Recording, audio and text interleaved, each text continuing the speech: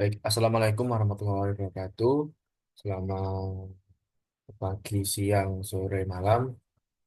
Hari ini saya dan teman saya akan menjelaskan tentang resiko manajemen pada tingkat korporasi. Next. Sebelumnya, perkenalkan dulu, nama saya Muhammad Sebabul Arif. Dan saya sendiri yaitu Konstansa Reli. Baik, untuk yang pertama yaitu manajemen risiko korporasi, yang dimana manajemen risiko korporasi atau MRK ini dikenal dengan singkatan bahasa Inggris yaitu ERM, yaitu Enterprise Risk Management, yang dimana suatu proses yang dipengaruhi oleh Dewan Direktur, manajemen dan personel lain dalam perusahaan yang diterapkan pada tataran strategis dan menyeluruh yang dirancang untuk mengidentifikasi potensi peristiwa yang dapat mempengaruhi perusahaan dan untuk memberikan jaminan yang wajar terhadap pencapaian sasaran perusahaan. Yang dimana MRK ini menyediakan kerangka kerja manajemen risiko yang umumnya eh, melibatkan proses identifikasi peristiwa yang dapat berpengaruh terhadap sasaran perusahaan. Nah, resiko dan selanjutnya itu penilaian kemungkinan dan dampak peristiwa tersebut ini, penentuan strategi tanggapan serta pemantauan pelaksanaan tanggapan tersebut. Yang dimana salah satu kerangka kerja mereka yang terkenal adalah C COSO ERM, COSO ERM. Next. Nah, selanjutnya yaitu tujuan penerapan manajemen risiko korporasi, di mana ada 5, yaitu memastikan risiko yang ada di perusahaan setelah diidentifikasi dan dinilai, serta telah dibuatkan rencana tindakan untuk meminimalisasi dampak dan kemungkinan terjadinya. Lalu yang kedua ada memastikan bahwa rencana tindakan ini telah dilaksanakan secara efektif dan dapat meminimalisasi dampak dan kemungkinan terjadinya risiko. Yang ketiga yaitu meningkatkan efektivitas dan efisiensi manajemen. Yang dimana karena semua risiko yang dapat menghambat proses perusahaan ini telah diidentifikasi dengan baik, termasuk cara untuk mengatasi gangguan kelancaran proses perusahaan telah diantisipasi sebelumnya. Yang dimana eh, bila gangguan tersebut memang terjadi, maka perusahaan ini telah bersiap untuk menanganinya dengan baik. Lalu yang keempat itu yaitu membantu manajemen perusahaan dalam pengambilan keputusan dengan menyediakan eh, informasi mengenai resiko-resiko yang ada di perusahaan. Nah, itu baik resiko strategis maupun kegiatan fungsi-fungsi atau proses bisnis di unit kerja. Lalu yang terakhir, yang kelima, yaitu lebih memberikan jaminan yang wajar atas pencapaian sasaran perusahaan. Karena terselenggaranya manajemen yang lebih efektif dan efisien, hubungan dengan pemangku kepentingan yang semakin membaik, kemampuan menangani resiko perusahaan yang juga meningkat, termasuk resiko kepatuhan dan hukum. Next. Baik, selanjutnya itu jenis-jenis resiko dalam korporasi. Yang pertama itu resiko strategis. Nah, resiko ini itu berkaitan dengan kesalahan dalam pengambilan keputusan strategi, perubahan dalam lingkungan bisnis yang dapat mempengaruhi kelangsungan perusahaan. Yang kedua yaitu resiko operasional. Risiko yang berhubungan dengan kegagalan sistem internal, kesalahan manusia, atau proses bisnis yang tidak efisien. Yang ketiga yaitu resiko keuangan. Nah, resiko ini kan melibatkan ketidakpastian dalam aspek keuangan perusahaan seperti fluktuasi nilai tukar mata uang, kenaikan suku bunga, atau gagal bayar dari pelanggan. Yang keempat, resiko kepatuhan, yaitu resiko yang muncul akibat ketidakpatuhan terhadap regulasi dan hukum yang berlaku di negara tersebut. Yang kelima, risiko reputasi. Risiko yang terkaitan dengan citra dan kepercayaan masyarakat terhadap perusahaan. Selanjutnya yaitu proses manajemen risiko korporat. Yang pertama yaitu identifikasi risiko. Nah, identifikasi risiko ini menentukan semua potensi risiko yang bisa terjadi dalam bisnis, baik dari faktor internal maupun eksternal. Selanjutnya yaitu penilaian risiko.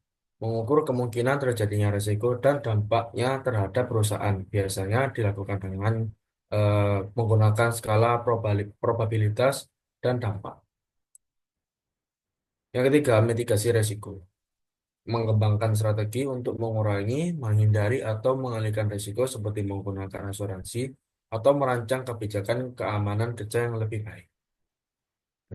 Yang keempat, pemantauan dan evaluasi.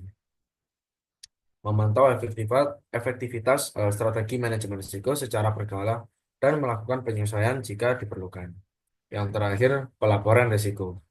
Menyampaikan laporan risiko kepada pihak terkait dalam perusahaan agar dapat diambil langkah-langkah yang sesuai. Oke, baik. Selanjutnya itu ada perbandingan kerangka kerja manajemen risiko, yaitu JOSO ERM versus ISO 31000. Yang dimana sebelum masuk ke tabel di bawah ini, saya jelaskan dulu apa itu JOSO ERM, yaitu JOSO Enterprise Risk Management Framework, yang dimana merupakan kerangka kerja sukarela yang dikembangkan oleh Komite of Sponsoring Organization of the Treatway Commission, atau dalam kurung itu JOSO, yang dimana untuk membantu organisasi ini mengidentifikasi, menilai, mengelola, dan memantau resiko dari perspektif strategis. Sedangkan untuk ISO 31000 ini adalah standar internasional untuk manajemen risiko yang menyediakan panduan dan prinsip untuk mengelola risiko. Yang dimana standar ini dapat digunakan oleh berbagai jenis organisasi, terlepas dari ukuran, aktivitas, atau industrinya. Nah, meskipun keduanya menekankan prinsip inti manajemen risiko, terus ORM ini lebih terintegrasi dengan tujuan strategis eh, dan kinerja organisasi. Sementara dari ISO 31000 ini menawarkan panduan yang lebih fleksibel dan berbasis prinsip yang dapat disesuaikan dengan sebagai konteks organisasi. Yang dimana itu pada di tabel di bawah ini tuh ada fitur, ada 5 fitur atau aspek, yang dimana yang pertama itu tujuan utama.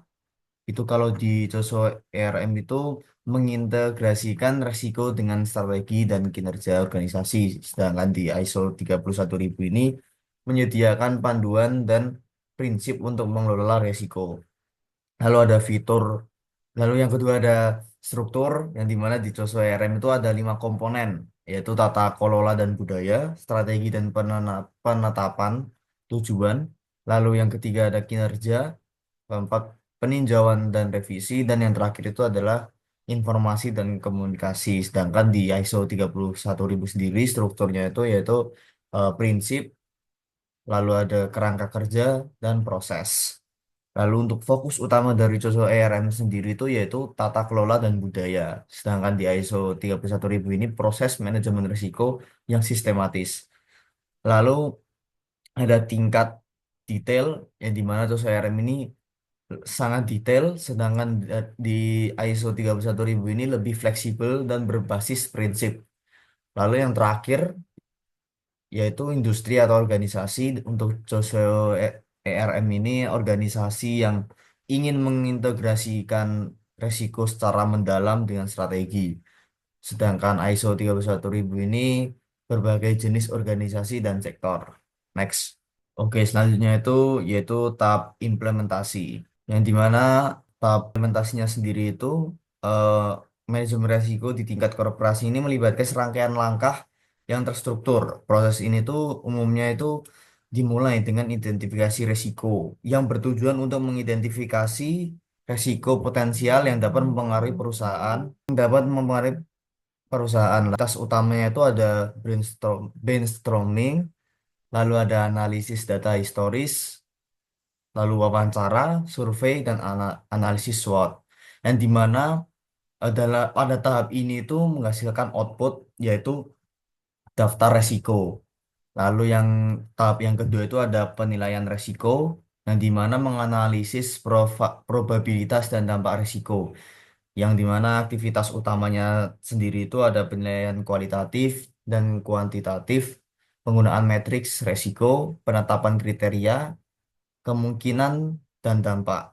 Lalu eh, output yang dihasilkan dari tahap penilaian resiko ini yaitu matriks resiko. Nah, setelah resiko ini dinilai, tahap berikutnya adalah mitigasi resiko yang bertujuan untuk mengembangkan dan menerapkan strategi untuk mengelola resiko tersebut. Nah, yang dimana berbagai strategi mitigasi ini dapat diterapkan, termasuk menghindari resiko, mengurangi kemungkinan atau dampak resiko, mentransfer resiko, menerima resiko, atau berbagi resiko dengan pihak lain. Output yang dihasilkan itu adalah rencana mitigasinya. Lalu yang terakhir itu, tahap terakhir yaitu pemantauan resiko yang dimana bertujuan untuk memastikan efektivitas dan melakukan penyesuaian strategi. Yang dimana aktivitas utamanya tersendiri itu yaitu tinjauan berkala, penggunaan KRIS, pelaporan resiko dan pelaporan resiko. Nah, untuk outputnya sendiri untuk tahap pemantauan risiko ini yaitu laporan pemantauan risiko. Next. Oke, baik. Selanjutnya yaitu manajemen risiko korporasi melibatkan beberapa pihak. Yang pertama itu Dewan Direksi. Dewan Direksi atau Board of Direction. Ini memegang tanggung jawab utama untuk pengawasan umum atau manajemen risiko perusahaan. Eh, perusahaan Dewan Direksi bertanggung jawab untuk menetapkan tujuan dan selera risiko perusahaan, memastikan adanya kerangka kerja, tata kelola risiko yang tepat, dan mendorong budaya sadar risiko di seluruh organisasi. Selain itu, Dewan Direksi juga bertanggung jawab atas manajemen risiko dan kontrol secara keseluruhan, serta memiliki akuntabilitas tertinggi dalam pelaksanaan manajemen risiko di perusahaan. Yang kedua yaitu manajemen senior atau senior management. Memainkan peran penting dalam melaksanakan dan mengelola perusahaan sesuai dengan prinsip tata kelola yang baik.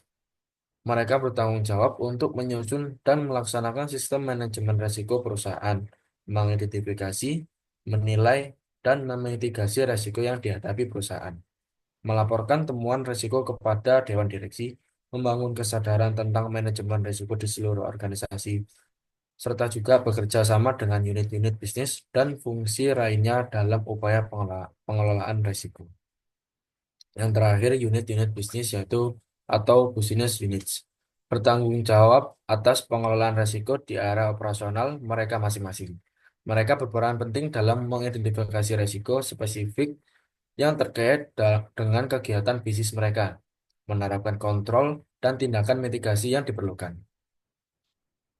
dan berkoordinasi dengan fungsi manajemen risiko pusat untuk memastikan pendekatan yang terpadu. Dalam beberapa organisasi, terdapat risk officer di setiap unit kerja yang bertindak sebagai koordinator penerapan manajemen risiko. Dan selanjutnya yaitu tantangan dalam implementasi manajemen risiko di korporasi. Yang pertama yaitu keterbatasan sumber daya, waktu, anggaran, personel kompeten. Yang kedua, kualitas data yang buruk menghambat identifikasi risiko. Yang ketiga, kurangnya kesadaran dan resistensi terhadap perubahan.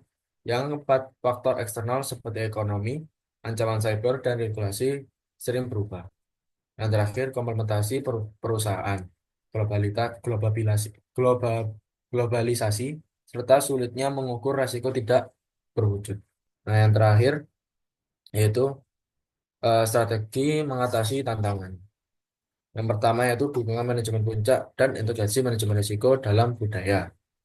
Yang kedua, pelatihan dan kesadaran karyawan tentang manajemen risiko, memanfaatkan teknologi untuk meningkatkan efisiensi, tim lintas untuk tips tentang tim lintas fungsi untuk identifikasi dan mitigasi risiko, analisis SWOT dan pemantauan berkala, dan kolaborasi serta benchmarking dengan perusahaan lain. Mungkin dari kelompok kami itu cukup.